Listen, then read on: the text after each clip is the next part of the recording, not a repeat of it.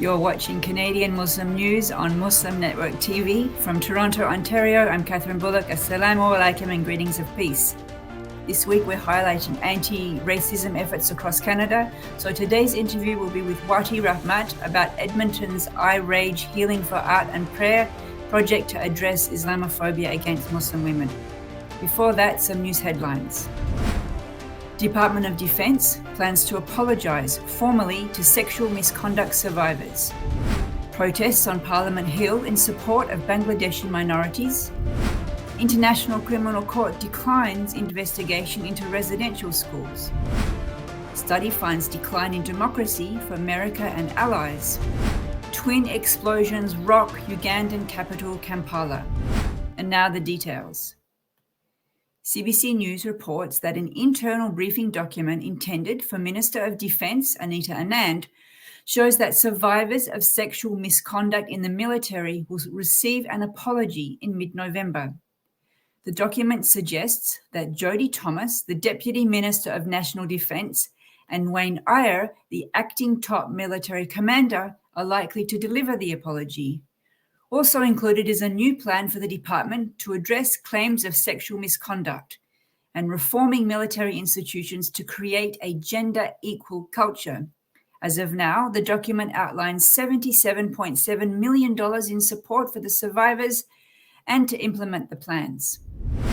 Dozens of people rallied outside Parliament Hill in Ottawa recently to protest against the increased violence against minorities in Bangladesh. Recent clashes between Muslims and Hindus in Bangladesh resulted in several fatalities and left dozens wounded. According to the Ottawa Citizen, Hassan Mahmood Tipu, a researcher who studies Bangladesh and who also has Muslim relatives there, attended the protest to stand in solidarity with Hindus. He says that all people have rights and that religions should not be discriminated against. Demonstrations occurred across Canada in cities including Toronto, Calgary, and Winnipeg. The International Criminal Court, or ICC, denied an appeal to investigate the Catholic Church and the residential school system in Canada. Around a dozen lawyers lobbied the ICC after 215 grave sites of Indigenous children were discovered in Kamloops, British Columbia. The 14-page request for investigation stated that the graves were equivalent to a crime against humanity. According to APTN News, Andrew Fipers, one of the lawyers who submitted a request, said that the ICC prosecutor refused the proposal as they said that the deaths occurred before Canada accepted the law of crimes against humanity. A recent study found that the United States and its allies are among the top countries that experienced a sizable drop in their democratic indicators since 2010. The study was released by VDEM, a non-profit based in Sweden that tracks democratic levels of countries around the globe. The findings showed that countries allied with the United States saw almost no democratic growth within the last 10 years. The study's results go against a common perception that the United States is a democratizing force in the world.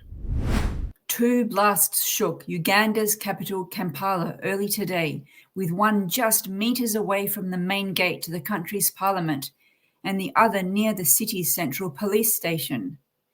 Several vehicles near the explosion sites were torched in the blasts, with firefighters and bomb squads working to secure the perimeter. The number of casualties remains unclear. At least 4 bombs exploded in different parts of Uganda over the last 2 weeks. Daesh, also known as ISIS, claimed responsibility for one of the attacks. This is contrary to President Yoweri Museveni's statement that the Allied Democratic Forces rebel group was responsible. And that's it for the news. And now our interview with Wati Rahmat about her project to help Muslim women heal from Islamophobic attacks. Welcome to the show, Wati. Assalamu alaikum. Walaikum. Thank you, Kathy, for having me. Thank you for joining us. Now, I know that you have an organization called Sisters Dialogue, and it's received some money from the city of Edmonton. So just tell us briefly, for the viewers who don't know, what is Sisters Dialogue? Well, Sisters Dialogue was essentially started earlier this year, following the attacks on Muslim women here in Edmonton. And our main mandate is to provide safe spaces and supports for Muslim women and girls, but we also advocate on behalf of systemic issues affecting the Muslim community. And we have an ongoing bridge building initiatives with people from various racialized groups, including indigenous groups.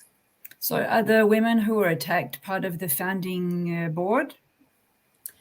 We on our board, we do have women who have experienced Islamophobia, but not specifically those who were attacked. Yes, we are made of a diverse group of Muslim women from all backgrounds and all communities. And then you heard about the city of Edmonton having a call for applications, I suppose, and you decided to put in an application. What was it that made you to decide to do that? Well, following, at the height of the attacks, a lot of Muslim women were feeling a lot of anxiety and like stress, and we had a healing circle that we did online with some friends and people in the community who are organizers, and we realized that a lot of the pent up emotions are kind of rage and because if you look at all the women who were attacked, they were wearing hijab, so essentially it's our identity that's being attacked. So a lot of women were feeling this rage inside them because it looks like and no one is really addressing the attacks in effective ways. So we had that healing circle. We found it to be very helpful for women, and when the anti-racism grant application came out, we thought that we could upscale these healing circles to help more Muslim women deal with their traumas and their rage. Yeah. So what's going to be the main activities of the project? We are planning 3 different healing circles, and in the healing circles, each healing circle will have a culturally appropriate therapist who will be on standby to work through all the feelings of anxieties or rage that women have. We'll also include other than a Muslim prayer, also a prayer by an indigenous elder, just to connect with ourselves as treaty people on in Edmonton.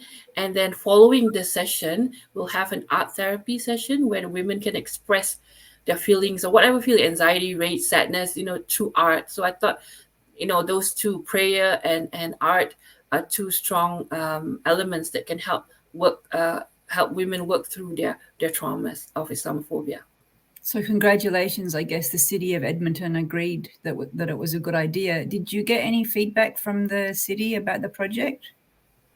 Not directly, yeah, but I know that in terms of in the community among Muslim women, this is something that they are very excited about, and we're looking forward. And on one of the sessions, we're trying to reach out to post-secondary students so that Muslim women can learn to address their feelings of anxiety and rage, at an early age, because as they grow up, they will be experiencing Islamophobia. So if they're able to manage that at early age, it'll be good. Yeah. So you're talking about anxiety and rage in the same sentence. I know that Yes. we're in Ontario, and when the attacks were happening in Edmonton, Muslim women here were also feeling anxiety. So can Yeah. you talk a little bit about how that affects women, this Yeah. anxiety? In terms of the anxiety, you hear about women who change their commuting schedules, right? Like some of them would take walks in the neighborhood, and some of them decided not to do that anymore, or not unless they have a friend. I've heard of women who thought of modifying the hijab, or even taking off their hijab, because people are afraid, because we don't really understand why the women who are attacked, they're wearing hijab, and a lot of them, the majority of them, are from our Black Muslim community. So the anxiety is even heightened in sisters from Black communities. So it's a real concern that a lot of the what you call, in terms of the attacks and what people and the authorities are trying to do, like taking on a enforcement approach, to safety and enforcement. It's not addressing the repercussions of mental health on victims, not just the direct victims but indirect victims, all Muslim women who are feeling this anxiety and rage. Yes. Right. So, and then what about the rage part? What's that? That was an interesting thing that came out from the first healing circle. Even myself, I wrote an article about how, as Muslim women, our anger should be normalized, because I think a lot of people don't understand. It's like sometimes with Muslim women, even within our community, we we face systemic issues, and then now there's this Islamophobia where we don't even feel safe in our own communities. So when we had that first healing circle, a lot of women were actually, because it was a safe space, they said, they're angry. I think women, through these healing circles, we want to tell women it's okay. It's okay to be angry. You have a right to be angry, because it's something that is only part of a normal human emotion. When you feel that you're being attacked and no one's taking it seriously, it angers you. And I think women need to feel that they are okay in that vulnerability. Yeah. So there's the scholars that I know who study what's called gendered Islamophobia, which is basically attacks against Muslim women. They theorize that one of the reasons Muslim women get targeted the most is because of this stereotype of women being submissive. So Yes. the idea about women raging, that doesn't fit the stereotype too much, I guess. No, because that stereotype is totally wrong, right? Like Muslim women, we just on the Sisters Dialogue board, we have Muslim women who are social workers, who are lawyers. So Muslim women are not submissive, and that's a trope that has to be dismissed, right? And that's where I know it kind of like a lot of people are taken aback when Muslim women say we're angry, because yes, they believe that they have this misguided belief that we are submissive or that we are oppressed. So that when we say that we are angry and that we want things, we want action to be taken, they kind of taken it back. I think it's the same way where even in the Black Lives Matter movement, there's always about the angry black man or angry black woman. Yeah. So, and that's one of the reasons why I love the title of your project, I Rage, Healing Through Art and Prayer. Was that a title that you sort of really thought about and picked on purpose? We want to challenge this stereotype, and that's why it's there? I Rage is actually based on a poem that I actually wrote. So it was a poem that I wrote after the healing circle. I felt it was cathartic for me to write a poem. So I did write a poem, and the title was I Rage. So I thought, okay, this is something that resonated so much with me, and I'm sure it'll resonate with other Muslim women too. So that's where I chose that title, I Rage, and Healing Through Art and Prayer. The healing circles, will they be in person, or is people, it can be online and from all over Canada? Right now, if in terms of the anti-racism grant that the city of Edmonton has put out, I think it's for Edmonton area. It's for the Edmonton area, so we'll have to limit the participants to the Edmonton area.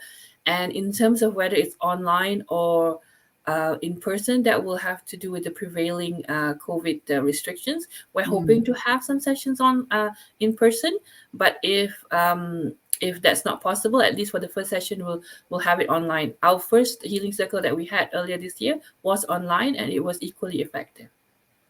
Well, we have to wrap it up, but can you share one tip for someone who won't be able to attend, a healing tip if they're feeling anxious or rage? Well, I'm not professionally trained as a therapist, so but what's worked for me, is usually just taking deep breaths and grounding yourself with something. And under Sisters Dialogue too, we do have free referrals to mental health therapy. You can get in touch with us, and we can link you up with culturally appropriate therapists, and they will be able to guide you more appropriately on how to deal with your trauma. Well, we commend you for the work you're doing and congratulate you on the grant. And thank you for joining us on the show today. No, you're welcome, Kathy. Thank you so much for having me. You've been watching Canadian Muslim News on Muslim Network TV. Stay safe, stay tuned for the next episode, and God bless.